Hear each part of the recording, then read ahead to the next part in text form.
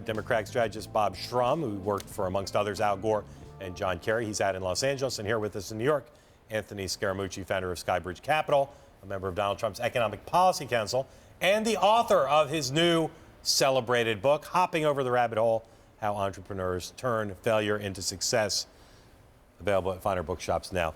Bob, what should Democrats be saying about the announcement regarding the Affordable Care Act, premium increases, and insurers leaving the market? Well, first, I think this is a news story for the news media. It's not going to have much effect on the vote. Secondly, there's a huge amount of distortion in the reporting on this. Most of the people on the exchanges get subsidies, and if they get subsidies, they're not affected by this. Third, there is a problem which has to be fixed and which the next president's going to have to go to Congress to get fixed, and that is we don't have a third option, like a public option, that could see to it that people's premiums don't go up. But that's, I want to emphasize again, a minority of people in a minority of states. It's going to be a big news headline, I think in part because the press is looking for a way to say Donald Trump still has an issue. Donald Trump still has a way. He doesn't have a way forward. He's going to lose this election. I said it on this program a long time ago, and this isn't going to change that. Anthony, is this an issue that Donald Trump will talk about every day between now and election? He seems about as indifferent to Donald Trump as Senator Browley is. Listen, it's not over. Anybody that plays competitive sports knows that the election is not over. And so, could he win or lose? I don't know. But if he wins, you're going to have to totally repeal and replace Obamacare because Obamacare does not work. And I can explain to you very simply why. We'll just use the example of my cousin who's running an auto glass shop on Long Island. He had to take his people off his health care plan. Why? The premiums have skyrocketed. Somebody said to me last night, well, he's below 50 employees. That's true. But the premiums have skyrocketed for everybody. So now they're off the plan. They have inferior health care for themselves. He's hobbled in terms of the amount of people that he can hire over 40 hours a week. And what you're doing is you're crippling the society with good intentions with this plan. And so it has to be repealed and replaced. There has to be a competitive process for the insurance companies. There has to be tort reform.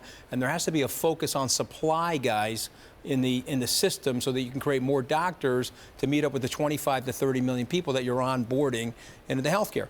Now, these guys are not going to tell you this, but they want to go to single payer, and that will wipe out innovation in the United States and crush the healthcare system. So we've got to explain it to the American people the way it really works and what is really happening instead of the talking sound bites and that sort of nonsense. All right, Anthony, I want to stay with you just because it's great to have you here now that you've been liberated from your previous captors. I get the opportunity to sell my book at finer and not so fine bookstores. So here's my question. Here's my question. You retweeted your nominee the other day. When Donald Trump tweeted a major story that Democrats are making up phony polls in order to suppress the Trump we're going to win. I think he meant the Trump vote when he tweeted that out, but you retweeted that. So here's my question. You're a man of the markets. You believe in numbers. Are you saying you think the polling is rigged? I don't know if all of the polling is rigged, but I think there are elements of oversampling that gets done in these polls. You saw in the WikiLeaks stuff and Podesta's emails that there has been some oversampling, particularly the ABC poll. Let me just finish. You're asking the questions. But you can't just say that stuff and just like cruise by it. Oversampling by a candidate who decides to oversample for various reasons is not saying that the polls that are run by major media organizations, including this one, are distorting their polls. So I'm going to say to you, let me finish. Yes. There is a suggestion that there might be. Even if it isn't, let's say the polls are exactly accurate. In a year like this, would the two of you say that there couldn't be the possibility of an upset? Would the two of you say that it was 52-48 for Brexit and it turned around and it was 52-48 to leave the economic union? That did happen in this year.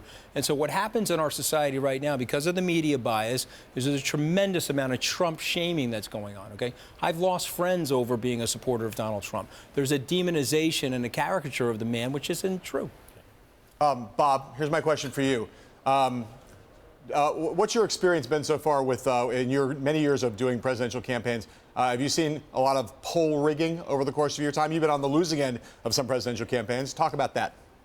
No, and for someone as smart as Anthony is to suggest that somehow or other the polls are rigged because of oversampling is idiotic and shows a misunderstanding of what happens.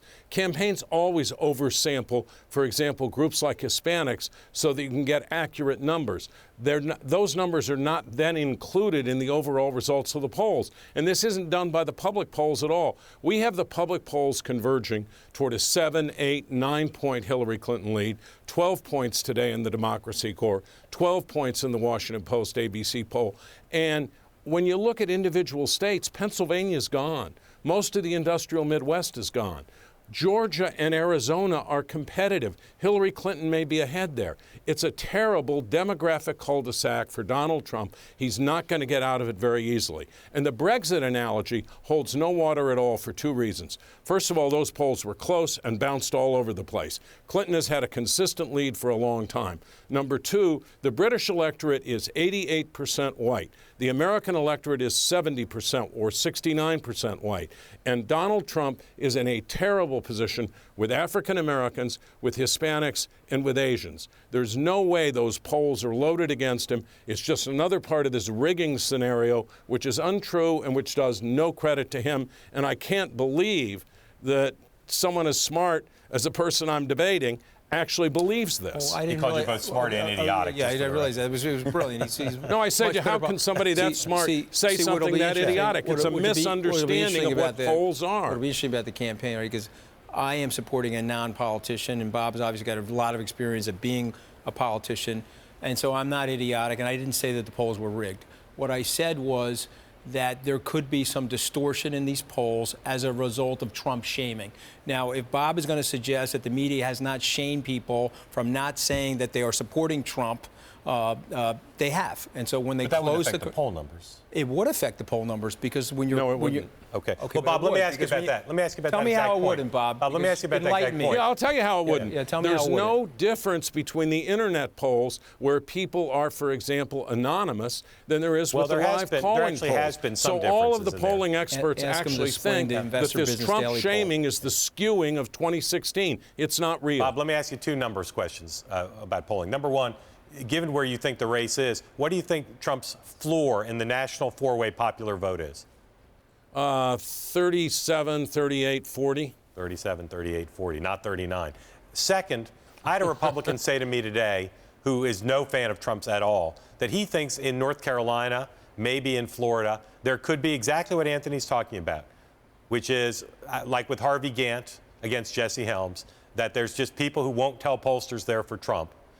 Probably not enough, certainly not enough to make up a 6-point lead. But do you think there's anything to that whatsoever, that pollsters are being told, I'm voting for Clinton or I'm undecided, when in fact they're for Trump?